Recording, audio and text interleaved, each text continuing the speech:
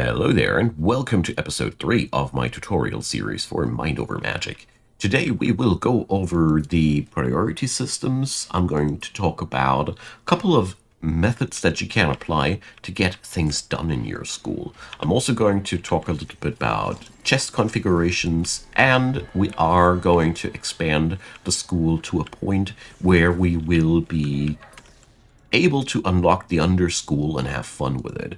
So currently we're only doing the whole survival simulation part and school building part, but there is also a combat system welded to this game, and we're preparing ourselves to get towards there, as I personally think combat is most fun when you're well prepared for it. So we're not going to rush into these topics. So the first thing that I want to talk about today is the whole priority system, as this is really, really powerful and important for your school to get efficient. You see, here are all the different tasks that need to get done, and the game allows you to left-click any of these boxes to increase the priority, or right-click to decrease the priority. Every one of your people acts after this table. That's pretty interesting. Unless you manipulate it, Penelope will always check, do I need to do medical rest? No. Okay, next check. Do I need to teach? No. Next check. Do I need to aid? No. Next check. And so on and so forth. Until one of these questions gets answered with yes, and then she'll pick up that task and get it done.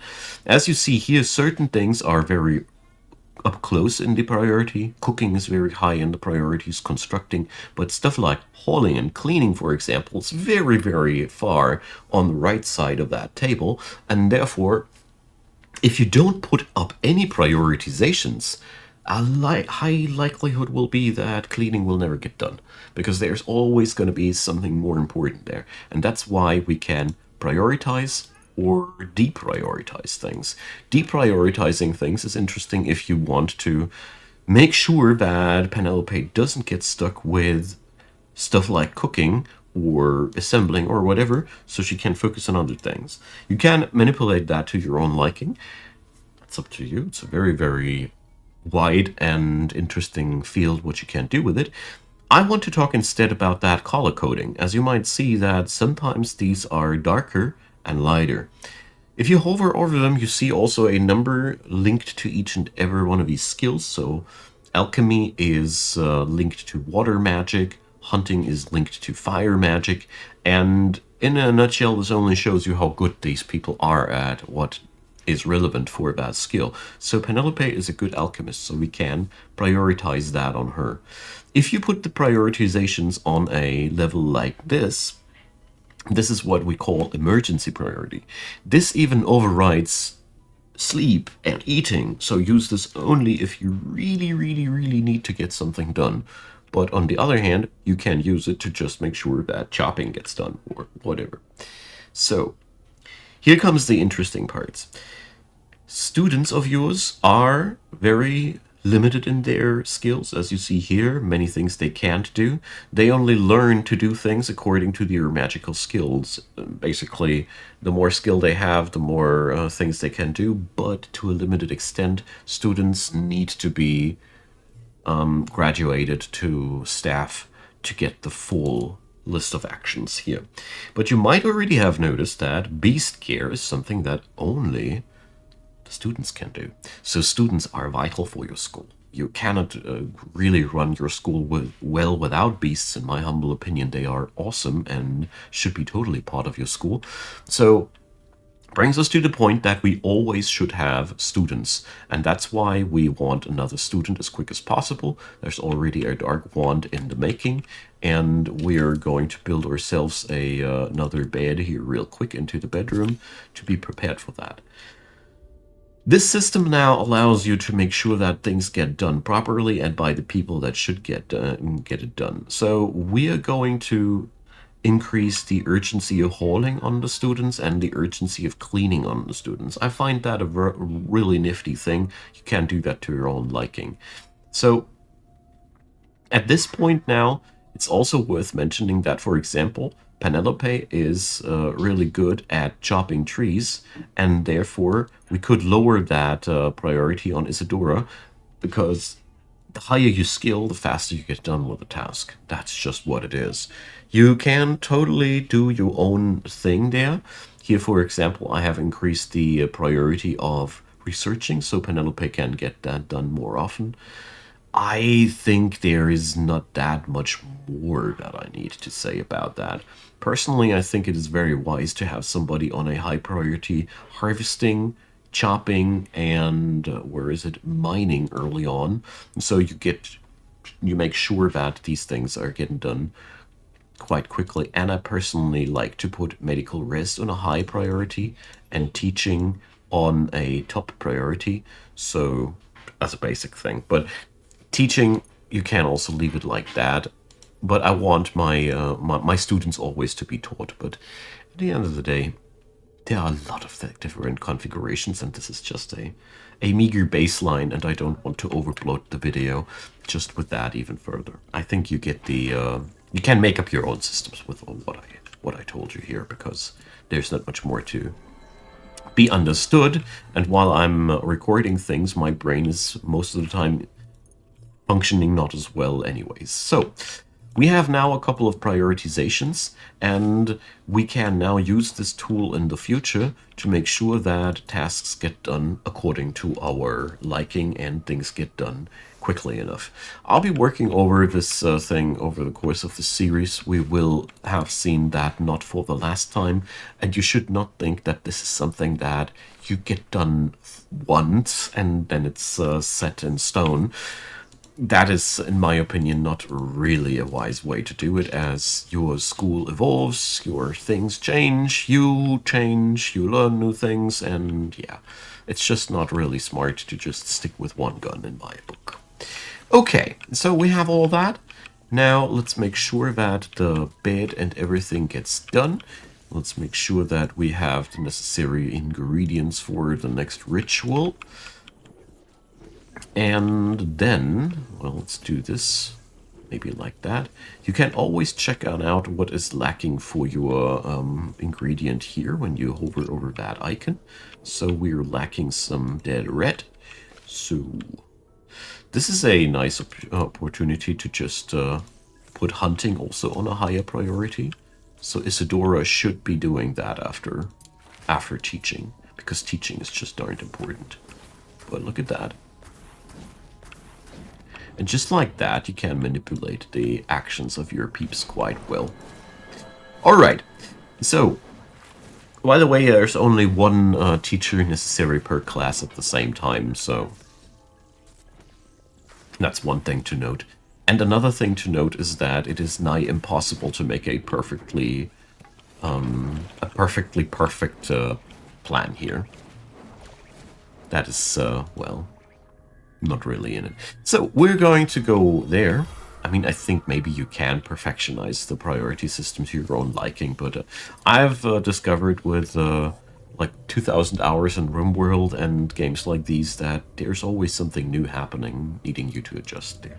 Anyways, we're pushing back the fog as I want to get this done ASAP, and I want to stay a little bit with the organization tools for today's episode and introduce to you the chest system, as we are currently really only butchering around with it. In all honesty, we're not really doing things too smart with that.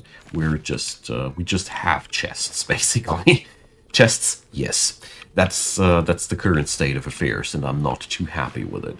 So we are now going to build another one and configure it to work well with the kitchen. I hope that at some point my want will get done, but we'll see about that. So a kitchen chest will store the food stuff, the stuff that is necessary to get the food done, and it should also store the meals so people can just get there and grab a bite to eat. We will also add in a dining hall today, or I hope today, not sure if we can do. And the dining hall will be sitting here in that empty room currently. So people will have a chest to grab their food, and then we'll move on over to eat there. Where you put the chest, though, is absolutely your own kind of thing. Alright. So let's check back with the wand makers. There's nobody crafting right now. Here, this is also something you could resolve with the prioritization system, of course. Okay, the chest is made, and now we go on over here, and first thing we do, we clear all things. So we now expand these, and as you see here, there are tons of things. I will check mark meal ingredients, as this is actually what we're after right now, and meals. So that's that. This is still not optimal, but it is a start. We can work with that, and we put a high priority on that chest, so it'll be more important to store stuff over here than here. So let's see what that'll do. If you are not seeing any changes, you either need more holders or you just disable the materials in these chests here entirely. But the priority system doesn't make that necessary, as you see here. Since this chest has a higher priority than this one, it's just simple as that. Excess stuff would get stored down here, as these chests still accept everything. I personally see this as a very cheap and nice way to make sure that you can store, you have room for everything, but at the same time you have things where you need them. I like that. I like it that way. But here, like I said before, sandbox gaming means we can do things in plenty of different ways. Alright, we need another fog pushback, as you see there. We didn't make it too far. But luckily our founder spirit is there for us. The rain is destroying some things. This is really an interaction we need to try to avoid in the future. As right now we don't have any too terribly valuable things out there. It's a little bit annoying that we're losing a couple of materials here, yes, but overall it's really not the end of the world. It's much worse later when we'll be losing rare materials. Overall, this also boils down to me in this game. It is often wiser to avoid extracting too much rare resource anywhere, as if you cannot store it, if you don't have the necessary workforce, well, you see what's happening there.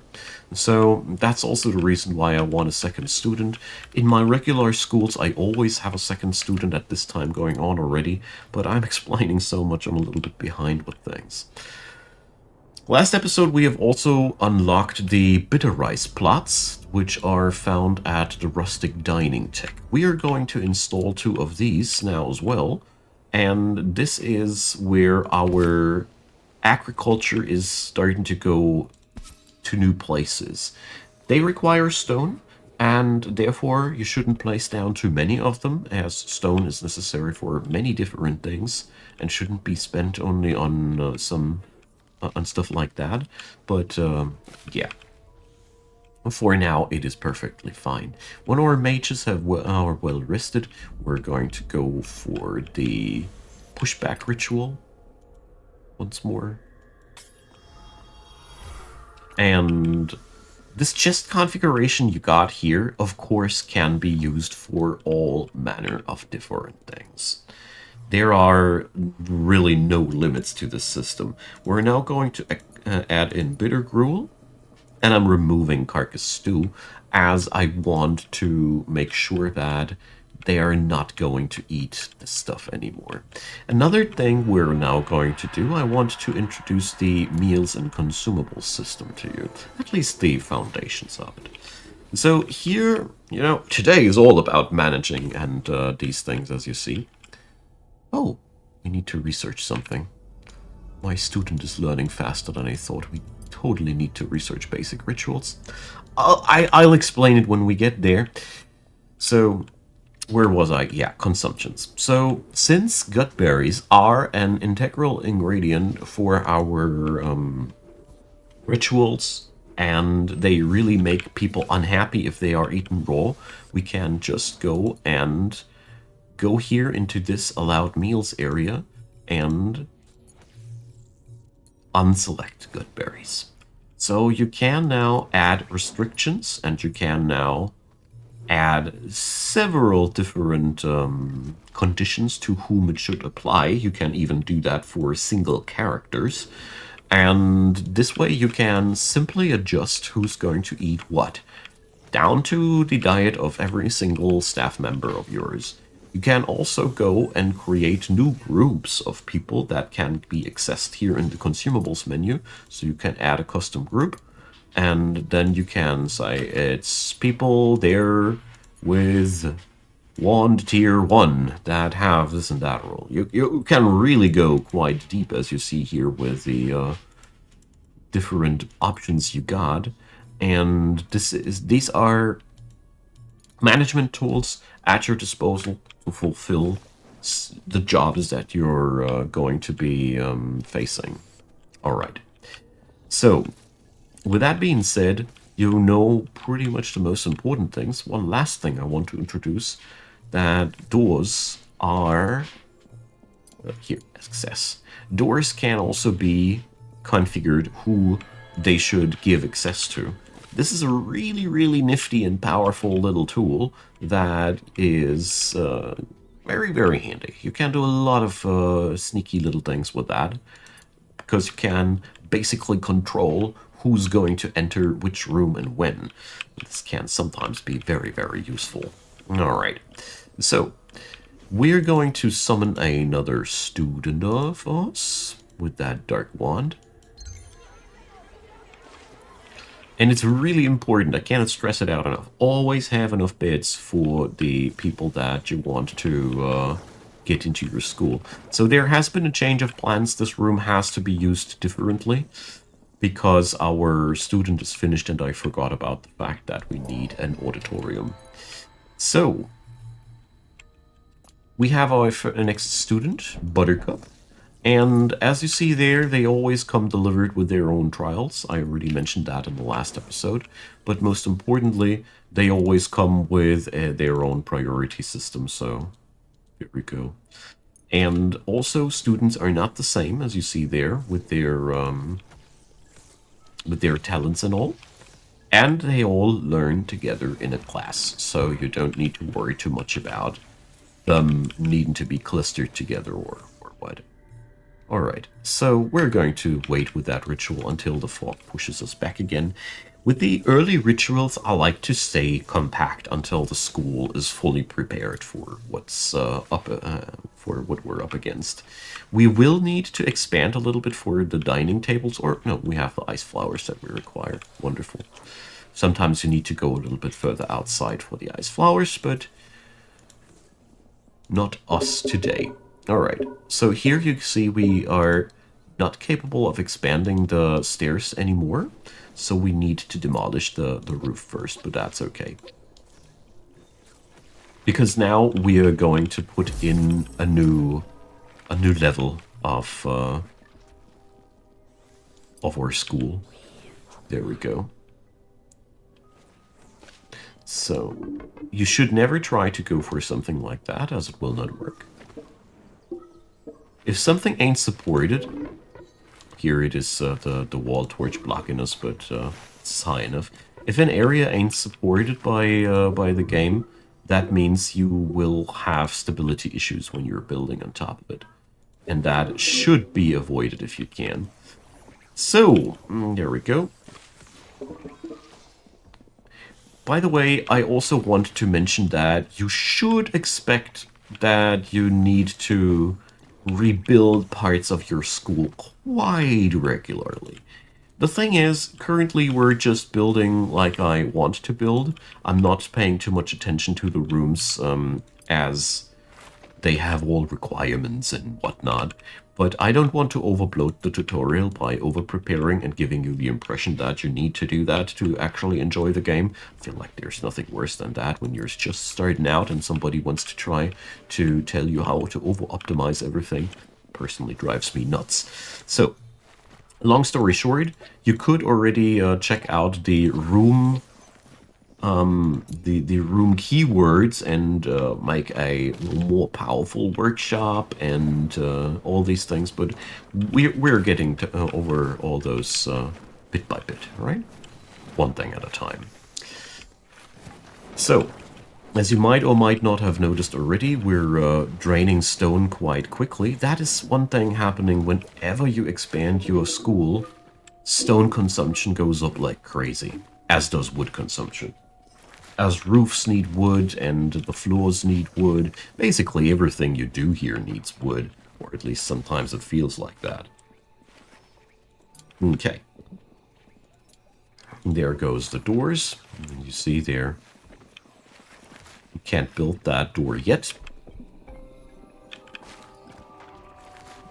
But what's more important than that, we have now unlocked the ritual sigil. So tomorrow we'll have to do a little bit of a exploration here, because our student here has a yellow star. She's fully trained. He's fully trained. I don't know. The thing here is, when they are fully trained, they will get ready to move on. And if you don't fulfill that desire, things will get ugly quite quickly, as their conviction will drop, and your promising student from yesterday will turn into the menace of tomorrow. And we don't want to have that happening. Therefore, we're going to slam out 2 rituals this time. Rip sleeping time. Poor teachers, but I think they will tank it for one day. As you need 2 pushbacks to get to the iron, or well, sometimes you do, sometimes you don't. In this scenario, there's no iron visible right now, so those poor blokes need to put an all-nighter, but whatever. We need that sigil. And to get to that sigil, you need iron. And let's see. Iron should be uncovered if we're lucky. Iron is one of those really, really nasty bummers early on that can really delay you, but here, there's a metal deposit. So, there we go.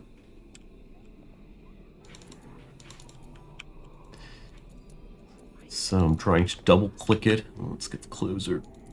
But no. Maybe on the other side I overlooked one. But as you see there, yeah, that's iron. It's not nearly as available as stone. As you see here, we only have 1 patch. My, that's very unlucky. Usually you're not that super unlucky. And if we wanted to push back further now... Oh, we can still do another Gutberry wood pushback? Okay, so that's why we're that unlucky. So as you see, it's a very flexible value of how much pushback you do, depending on how many teachers you put in there and all, but you get the idea. So, now we need to get ourselves more phoenix flowers.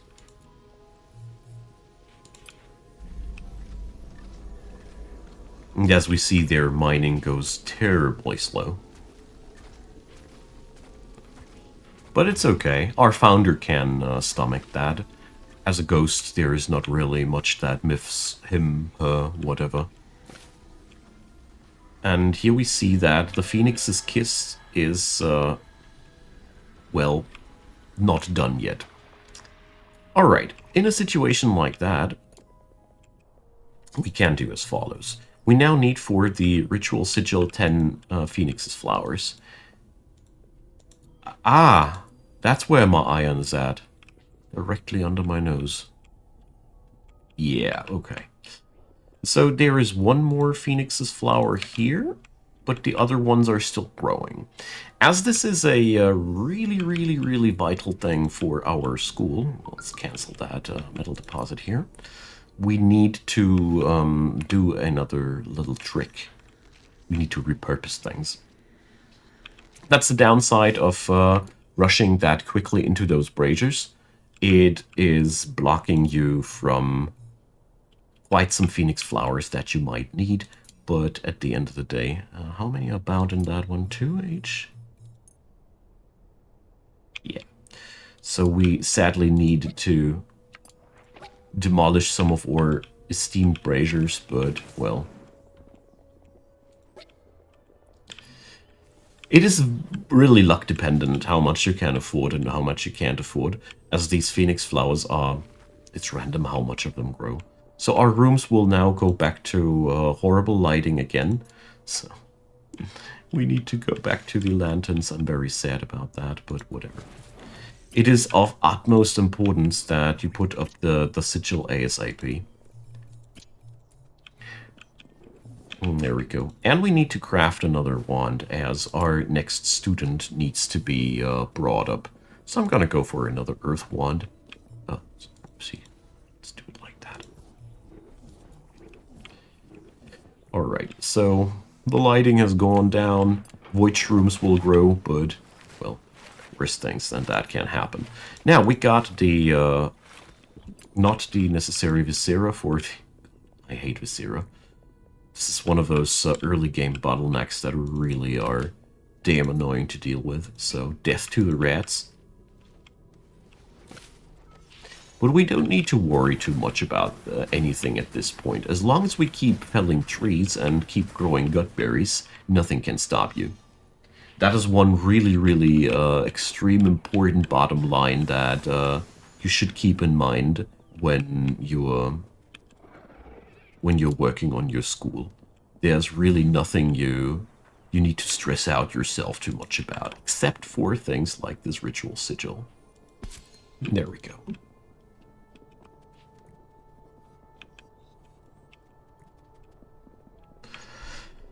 So, let's put these here on top priorities as well. And I really use the prioritization system, as you see here, a lot to make sure that things get done in time, or to control what should get done next. There we go. Okay, that was quite ridiculous, those metal deposits right under my nose, but whatever. Alrighty, so the ritual sigil is almost done.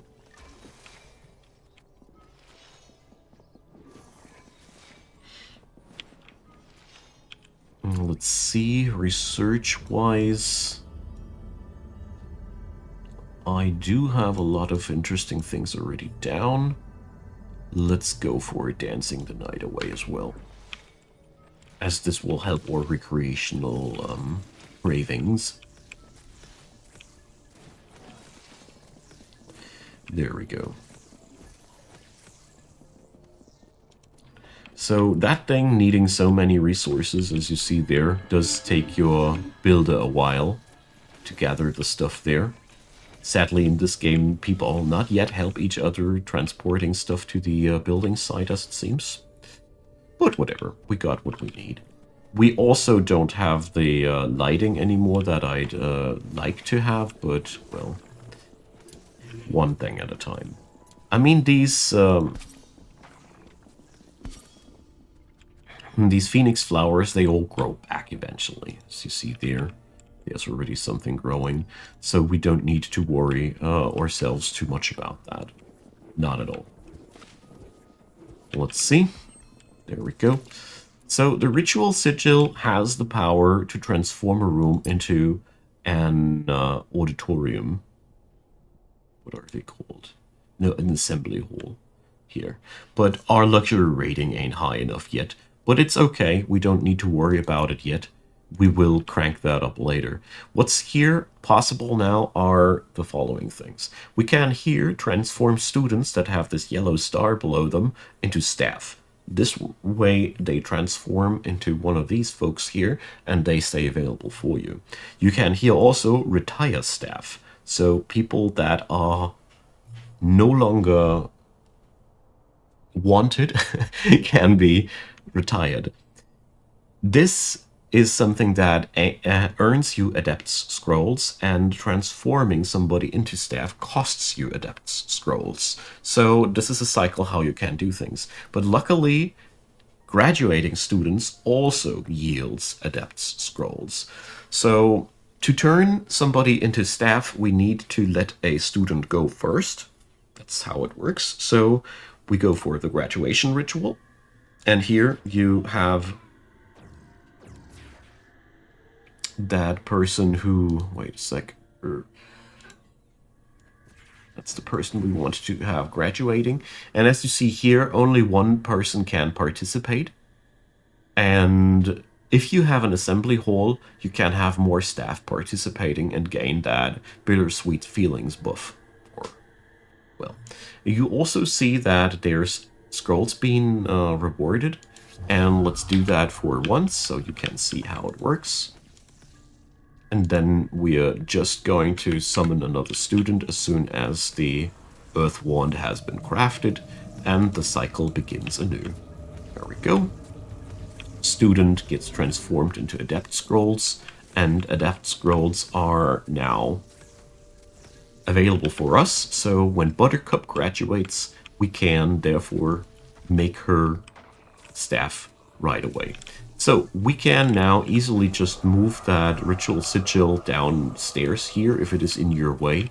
But I personally recommend you to bring up an assembly hall as quick as possible, as you will be not capable of releasing staff, retiring staff without that. This room has to be at least a assembly hall for staff to retire. You would want to have staff retiring because of the fact that if these guys lose a death save, their conviction is terribly damaged for like 30 days. 30 days are a long time in this game, a really, really long time.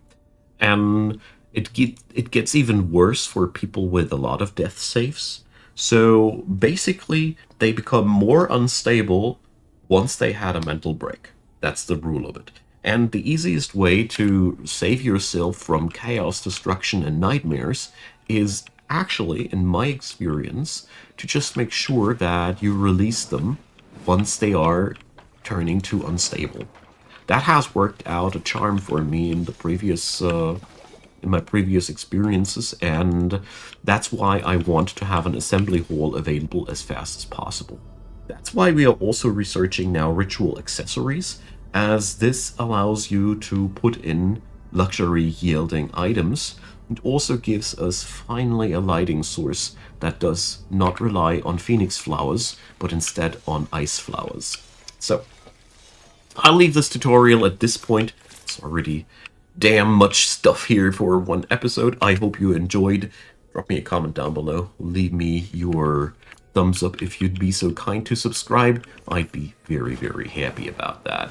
Either way, check out the description box. You'll find the link to the playlist for the series, so if you want to see all the other episodes because you stumbled in here new, that's the easiest way to binge through it.